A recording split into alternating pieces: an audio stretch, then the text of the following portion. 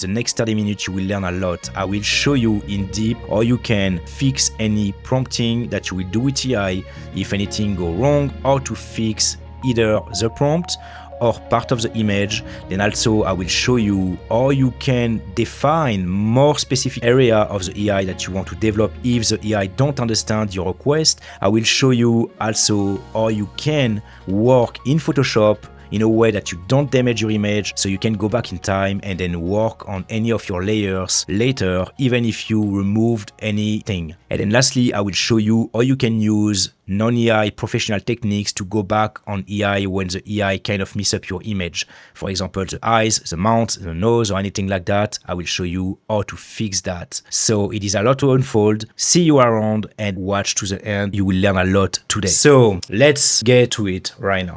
So we'll switch to the image from the before after to this, okay? So we'll start fresh and we will, as usual, do like a selection. So Control A with PC, and I have a PC, so Control A for me, or Command A for Mac. And then we will go to generative fill, description. So describe the change you want to make, right? So on this one, I want to do hairy purple coat. While you have to describe the action of what she's doing, because if you don't, it may create things that you don't want to see. Let me show you. I did like another prompt before even recording that video to try. So we could see I did the modification, however, the first version was like that. So as you can see, we had like an end here, and end here. So she have 3 ends. So that was a preview version, the pre-version that I did before the recording of that video. So that's basically like the mistake that I created to show you what to not do. Okay, so we go back to the one that we're doing now, and we will do the woman. Actually, we will copy paste this prompt because we already have the prompt here. So the woman, and we'll look at the prompt together. Paste. The woman wore a heavy purple hairy coat. However, remember, I told you that the first prompt had a mistake in the way that I did not voluntarily added while, carry the phone, the vintage phone. And that's important because those details can make the difference when you use AI, because the AI won't understand that you have different part of the image. The AI will do like a quick scan on your image and then may not see or take in consideration that we have like an end already on the phone, which is exactly what happened before. So that's why it's important when you create any kind of prompt to specify those kind of details, okay? So wear a heavy purple hairy coat while holding the vintage phone with, and try to be precise, try to be as accurate as you can. So left hand, right? With her left hand. So let me check last time the prompt to make sure that we are all good to go. We check it together. The woman wear a heavy purple hairy coat while holding the vintage phone with her left hand. We should be good to go. So make sure that you select Gemini, NanoBanana from Gemini 2.5. We did the Control A, so we selected the entire image and now we can generate. And you will see it's magical. Pretty quick, magical, the result should be great. It's just like crazy. Before, I always did that kind of thing, but it will take me so long to do it before, and it's so quick. All right, so now we got the result. The fur look great. She holds the phone. Remember the first version that I did not specify it, and then she had a hand here, here, and here. Not good. However, I like the fur here.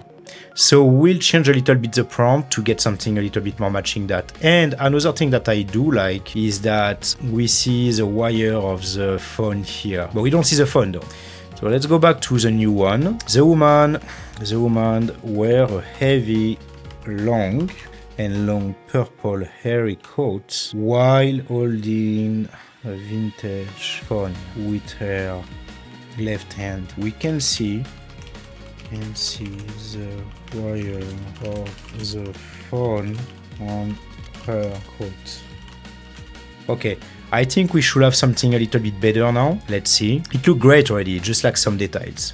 You know, you want to get it as good as you can. And it's already like so realistic. I could do that manually without AI, but it will take me so long. Okay, interesting. So we got the end again here. That's fine because I will show you how to remove it. I don't like the color, no. So we'll generate again one more time. I prefer when the purple is lighter. And if it gives us again like a dark purple quote like this, we just add it on the prompt because sometimes you have to define your prompt a little bit better.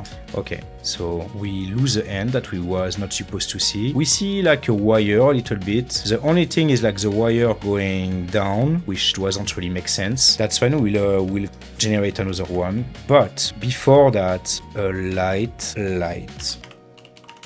and we will generate again.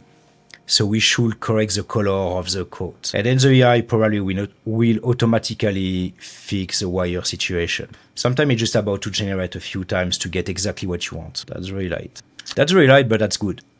So it looked good to me. We have like the wire, we have the ends exactly where we want it to be. It looked very realistic and that's nice. So now, if you remember on my first prompt, I mean, I will show you. You don't remember because you did not see it, but I will show it to you. So I did the correction here, which is, by the way, I will show you how to do it now. I will do it with you. So I will show you. I did this and I did this. I like that. We'll do that together, and then I had to do another one over there. And then I have to do like a few color corrections to match perfectly to get a good result. We'll do that together in 1 second. But first, I want to show you how you can correct the end situation or any kind of like problem situation that you will get with Photoshop and the AI generator. Okay, so let's remove the fixing and go back to the problematic image here. And you will see it's pretty simple because everything is so AI now that you don't have to do much, right? So you will just select, you will get your selective tool, the lasso. You can get any of them, but I like the lasso because it's faster to me. And then you will just select the area that you want to change, right? Like that. And then you will do remove. Automatically, basically, like the AI will just remove it from me. It doesn't mean that it's gonna be perfect. As you can see, it is not actually. But same thing, we'll just generate again because it is a layer, right? So it created like a layer on top of my scene. So I just remove that layer and then I will do it again because that's the original image, that with the quote. And I will do this. I have another way to do it actually that I will show you. Can be a little bit better because you have more control on it, which is generative. You go back to generative fill and then you go to Firefly image 3 this time. We will even try to not even do any prompt to make it simple for you because most of the time it will work. If it don't work, we'll have to make a prompt. However, let's try like this, just generate. Normally Firefly will be able to fix it automatically for you, even better than just removing, because removing will remove, but it doesn't really give you any control on the situation here. So it kind of did a good job, but at the same time we have like this shape here. But the good thing with generative fill Firefly is that we have 3 versions, you see. So now the issue that I see here is that we have all of that kind of, even if we don't see the arm anymore, it kind of make it, you know, it kind of make us think that it is a shape of an arm. So we'll just do it again and we'll do like a larger area. I just show you like different ways to do it. I make some mistakes also harder for the AI so you can see what can potentially happen to you and how to fix it. So this one is not bad because you have to keep in mind also that in real life, well, it is still a coat with an arm, right? It have been designed like that. So we don't want to remove altogether the arm of the coat because that's the design that the coat will have. So we don't want to do that. And having the coat like this is fine because that's naturally how it will be without the arm inside, right? So we fix pretty easily and quickly that situation without to have like to create too much prompt and too much complicated situation here. It was pretty quick and easy, super straightforward. And with Fireflies, you always have like 3 versions, as you can see here. You have this version, and this version.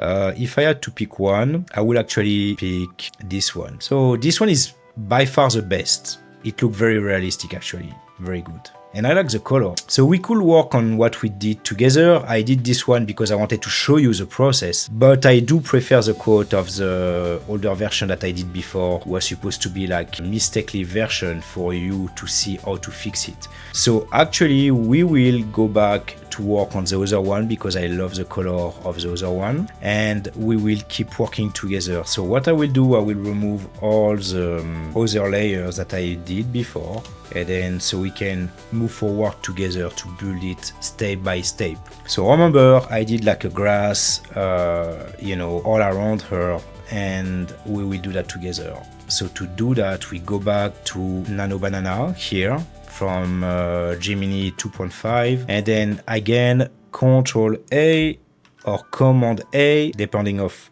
what are you working with. I work with a PC, so to me that's perfect. All right, so now generative fill, create a beautiful green grace ground with flowers, and then we just generate. So you see with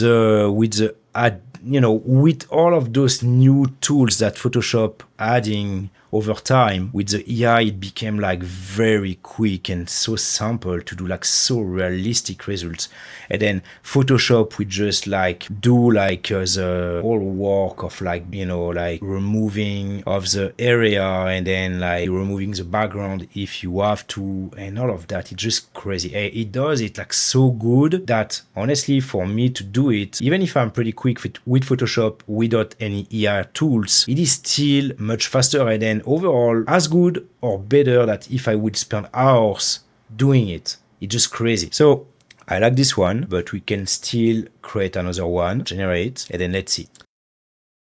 I like to create 3 at least. So let's create a last one and then let's see which one we select. Okay. So now we can see that we have still some desert over there, which is not a good match with the ground that we have here. So let's fix it. We'll have to be a little bit more specific here because NanoBanana did not detect that part, so that's fine. So we can use quick selection tool, that's the name, and then we will just select what we want to select here. But as you can see, we had to stop here because of the light stand, but we still have some area to cover, right? And we select this area.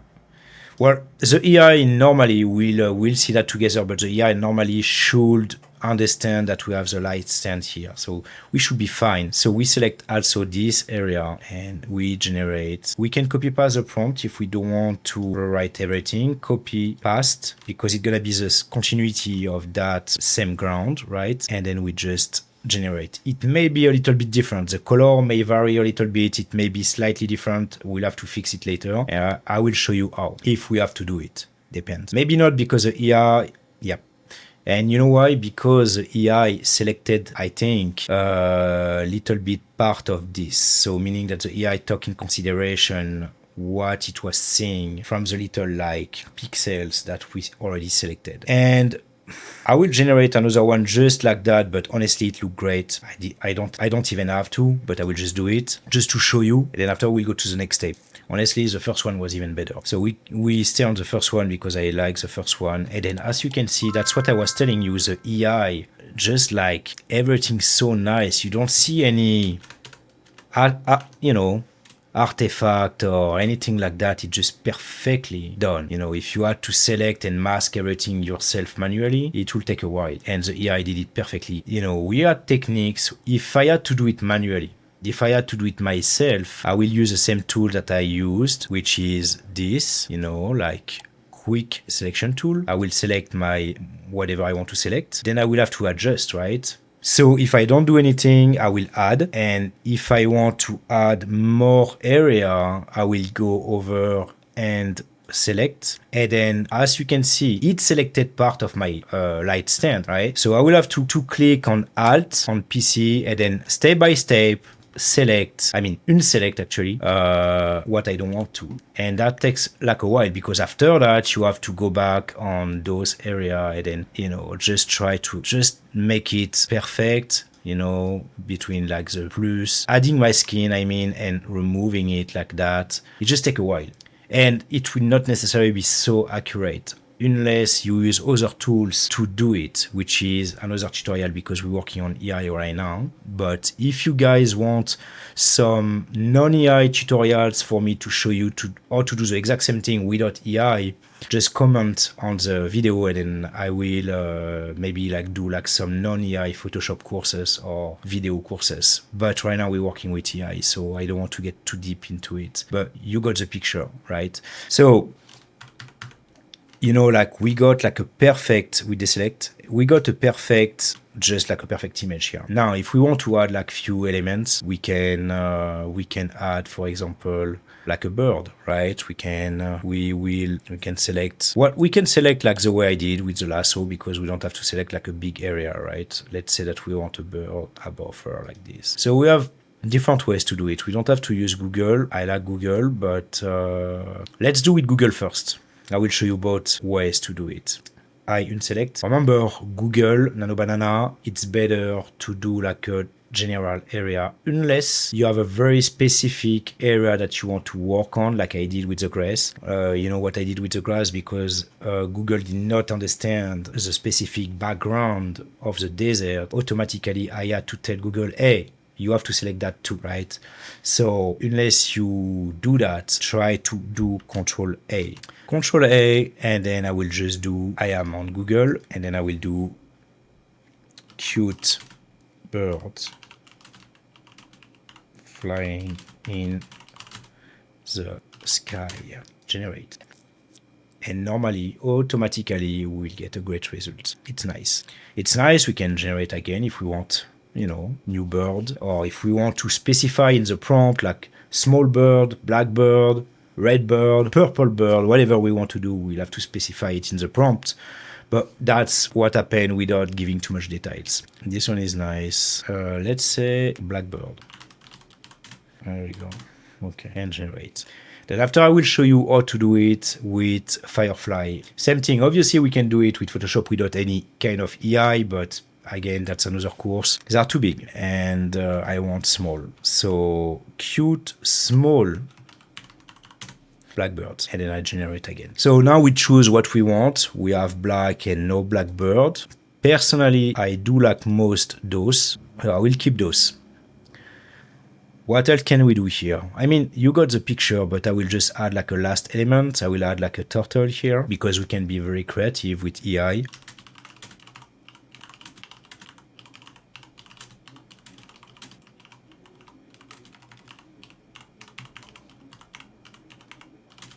So let's read the prompt together. A big photorealistic turtle is sleeping on the ground. And then I selected, actually I will do it with Firefly because I selected the area. And then I will select all, copy to do like the next, the Google version later. Let's see what we get with Firefly 3. And then after we'll compare with Google NanoBanana. Because with Firefly, you have to be specific on your area. It's better. Not great. I said photorealistic. That doesn't look photorealistic at all to me. No, that's fine. So you see the result with Firefly. That's why, you know, having like NanoBanana is a very big deal because it adds much more. I'm not saying that Firefly won't give you like a realistic result. You can, but it is a little bit harder. And then Firefly have different purpose. So now let's say that we want to add some element to our composition. Let's say that, for example, I want to add like the turtle here.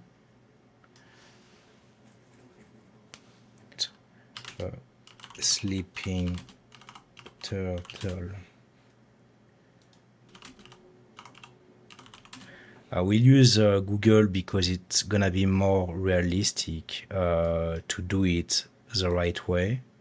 Then now we should have something on the ground, not in the sea or I don't know where.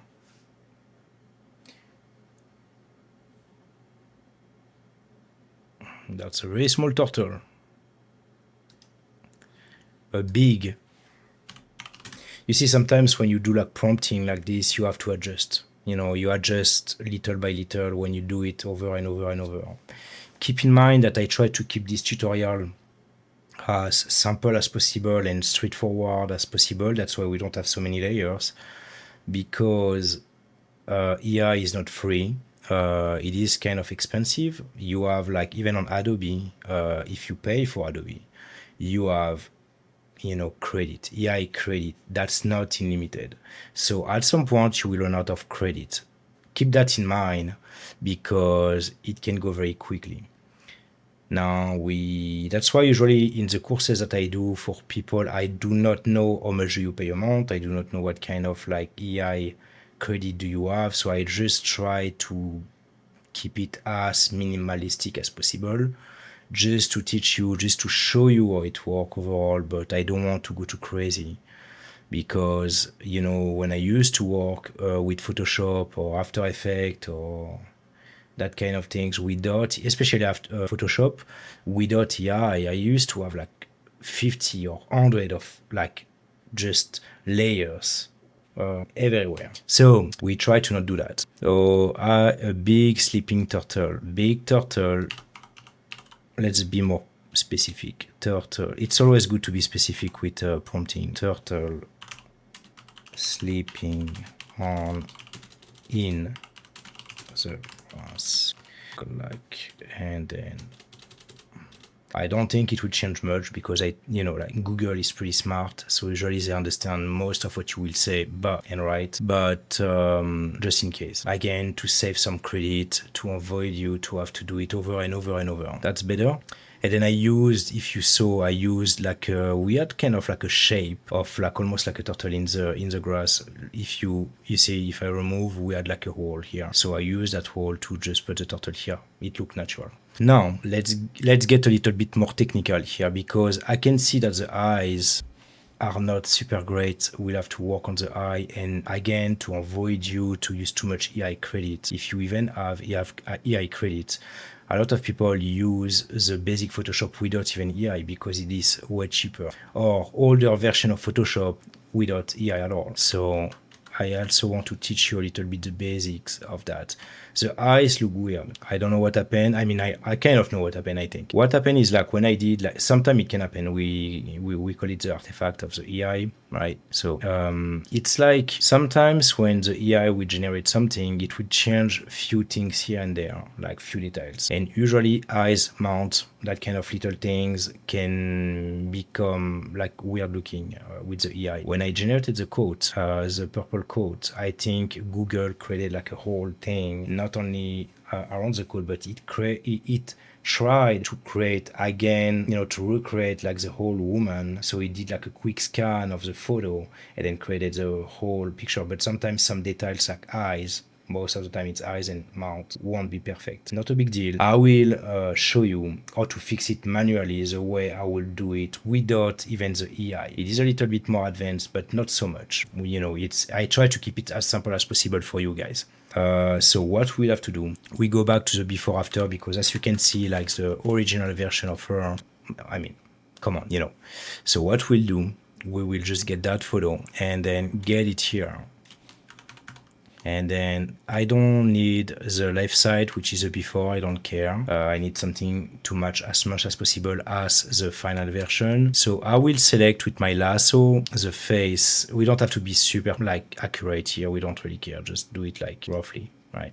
I will click on this here. Like you have like a little thing here. It's like a white square with a small black round inside, and it is called layer mask. So the layer mask is basically like the same as the name. It's to mask your layer. So you see, it automatically masks. Why we're doing that? That's very important. Let me explain to you a little bit like the base of like Photoshop. That's the difference between a professional, and we're talking in video too. So when I will do like more tutorials on videos and stuff, because I'm starting with Photoshop, because Photoshop got some great news, some tools that I wanted to show you guys, but we'll do also like a lot of video stuff. So when you do, that's the difference between like a professional working with Photoshop or any like even like video software, or but especially with Photoshop, or amateur.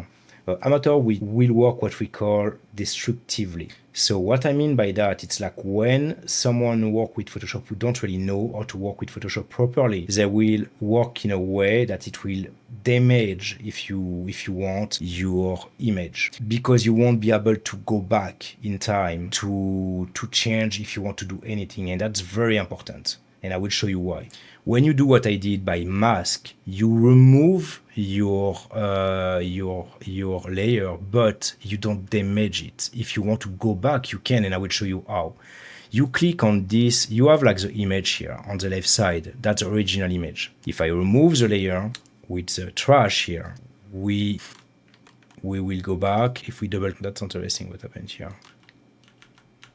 So let me show you how. If we want to get back our image, we have the image here, and then we have the mask here, right? So somebody who don't know will just remove it, erase it with the erasing tool, and you want it's lost, right? When you do that, you don't get it back. So they will basically use the eraser tool here, and then they will just erase it. That's not the good way to do it. You destroy your image. Now I show you why. When you don't click on the image here, you click on the mask only here on the right side, and then you get your brush tool, and then depending on the color that you choose, if you choose black, you will erase like that, right? Control Z, so I go back to how it was, and then the reason why it was not fully erasing, it's because here I have opacity 30%. Let's go to 100. I erase, right? But that's a big difference here. If I switch to white, it's only black and white. You cannot use other colors. It have to be black and white. Black to remove, to erase, white to get back. I can go back because it's a mask. That's the difference. If you erase it with the eraser, you won't get it back. It's gone. And you have to learn how to work with Photoshop like that. Non-destructive way to work. That's very important. Anyway, that was a little thing. I wanted to take 1 minute to talk about it because that's very important. And I will talk a lot about it when I will do like Photoshop tutorials, even in the masterclasses coming soon. Okay, so now what we do, just what I did, we try to get the face pretty much aligned to her face. We will go to the opacity at 50 or 30. I will go to 30, and we'll try to make sure that we move the thing, the layer exactly on her eyes. We are good here. Now, what we do, we can go back to 100, and you remember what I showed you before. We go back to the the mask again, and then we go back to the brush here. And then remember what I show you, opacity, it's 100 now, because I switch it back to 100%, remember?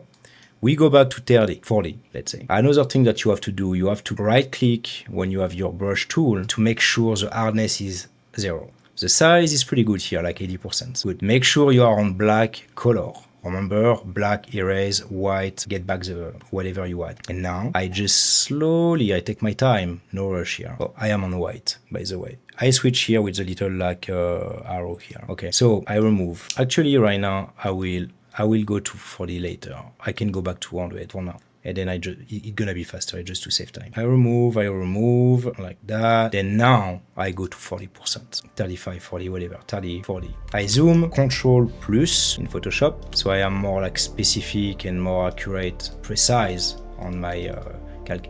And then I try to slowly remove what I don't need. And because I am like 35% opacity, meaning that I'm not aggressive on the erasing. I'm like just like I keep it like kind of like half. 30% transparent, meaning that I'm not just removing the whole thing in once, and that's much better. So for example, that part of the eyes have like some wrinkles here, so I don't want it. Good. With the eyes, the face was more smooth.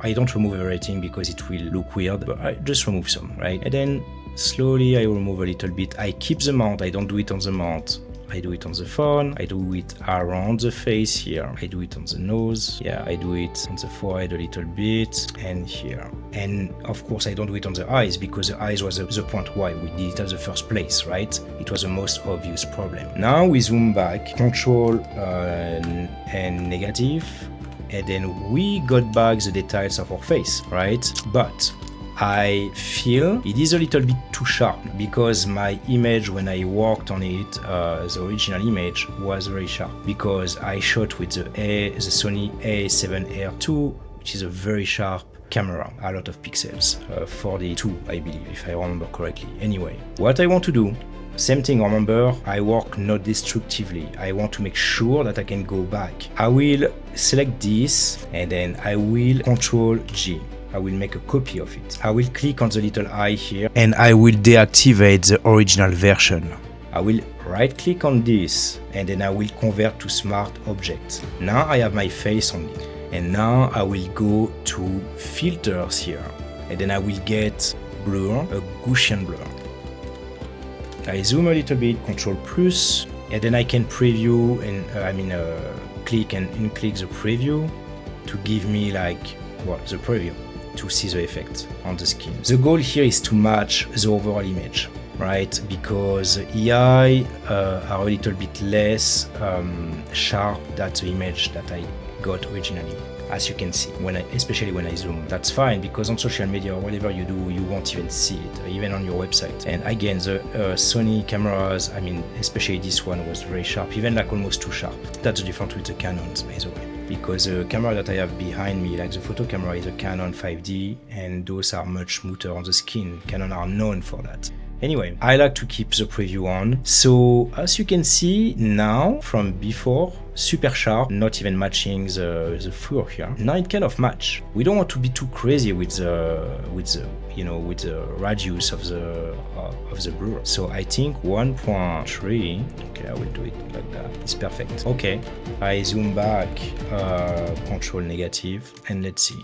Yeah, now it look good naturally. It look more natural and it look good. Another thing that I will do, because that's the thing with the grass that I choose, why I choose it, because it's colorful and then it's a tutorial to make like some creative stuff.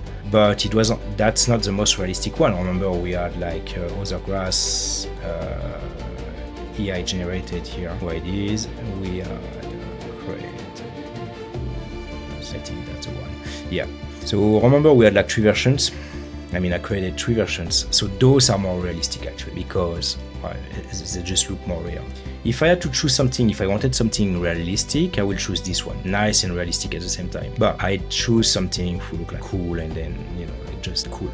I will add maybe like, I don't know, like a carpet. But the thing is like this one is cool also because we have like that's a rule like in photography, that's another thing, but that's more like a creative concept. It doesn't really matter, but if you do like a photo, you want to get some space because you have like some rules. You can break the rules. I always say that in some of my tutorials though. Even in video, when I make films, I break sometimes the rules that we have. But overall, when you start, as a beginner, try to get some space. You don't want to get the eyes too confused and too busy with things around your model, right? So this version of the grass is perfect because you don't have much flowers distracting your eyes from to the model, and then you have your model, it's like going straight to the model. Then you have like some flowers after, like in the background, which makes sense. So that will follow more the rules of photographers. That will follow more like the regular rules as a photographer. But because we want to be creative, I choose the other one. I can still go back to this one actually because, well, why not? It's still kind of matching even what we have after. I could do that. And then in the background over there, we have like so many flowers, what we did before. That's fine, it's the background. And that's okay. Now, let's go back to what we choose first because again we keep it creative. Number 1, number 2, number 3, and that's pretty much it. So we have that. Let me check on the skin tone now. So that's the face. You see the difference? It is very big though. The AI like sometimes do just artifact like this. You have to be like very look at everything because sometimes you don't pay attention because you are excited. You want to do things fast, but you will miss that kind of thing. So be very careful with that. And then as you can see, it's not that hard to fix. Sometimes it can be harder, but that was an easy fix. That's pretty much it. So actually the skin tone is pretty like good, but okay, we have like if we want to be a little bit like picky. All right, let's do something just to show you the thing. So we click on the little plus thing here on the bottom, because the plus will be basically your, just to add a layer, like an empty layer. I am already, and then if I was not, I will go there on the brush again. In Photoshop, we brush a lot, we paint a lot. And then I go exactly, we have like a little white kind of line here, who doesn't really match with the face, right? So what I will do, I will go above this part of the face and I will click on Alt. And as you can see, you have the little pipeline, or whatever we call it in English here. We click on it, left click, and then now Photoshop got the exact color of what we see here. And then you are able to paint here like that. And that's pretty much it. Like we could go more technical to keep texture if we had more texture on the skin. But because the skin was kind of blurry a little bit by the AI, we don't see any difference here. Because we have like, after that, we have like different step to keep the texture of the skin when we have more detailed skins, which is not the case here, so it doesn't really matter. So if we zoom back, we will have like a better match, right? Before, after, before, after. If we want to remove the little lines that we have here on the hair, perfect. Remember what I told you before, we click here on the mask, we mask it. For everything we mask always. And then we mask again, and then we go back to the color, the black color. We zoom, Control plus, and then we go, we want a smaller size here, and then we just remove what we don't need here. It is like 35% opacity, I can go 100, that's fine. And then you see, if I remove everything, I remove everything. But we get back the white lines here, so that's not what we want. Just try to go here. So we get back the hair that we started to lose a little bit. And that's it. So now let's see. On the face, I will also go a little bit, I will create another mask, same thing here, clack, and then I will just work slightly on the nose. So I zoom a little, because the nose is kind of like blurry here. I will just remove some like this. Yeah, it looks better, that's it. Let's see, before, after. You don't have to be like so, opacity, we go back to 50, we're 60, that's fine. And then we switch with the arrow to white. And then we'll just get some back to match a little bit. Like. So we are like doing like something on the middle. We're getting back some details, but not too much, because we have to match the kind of blurry face a little bit. Not blurry, but we don't too much details. The matching is very important when you work on photography or even like filmmaking. So I think we are pretty much done here. I mean, for today, of course, I can do so much more with Photoshop or even video, but you know, I cannot do everything in one tutorial like that. It will take forever. But it gives you an idea how to use the new AI tools in Photoshop and then doing great creative things very quickly. So thank you to watch this video to the end. Don't hesitate to follow me. And if you have any questions, don't hesitate to comment on the video. I will try to answer as much as I can. And if you have like specific tutorials that you need or you want to go to non-AI tutorials for some, if I get enough requests to do it, I will do it. So don't hesitate to comment. Don't hesitate to say if you have any questions or anything like that, and I will try my best to help you with that. Thank you, and then stay creative.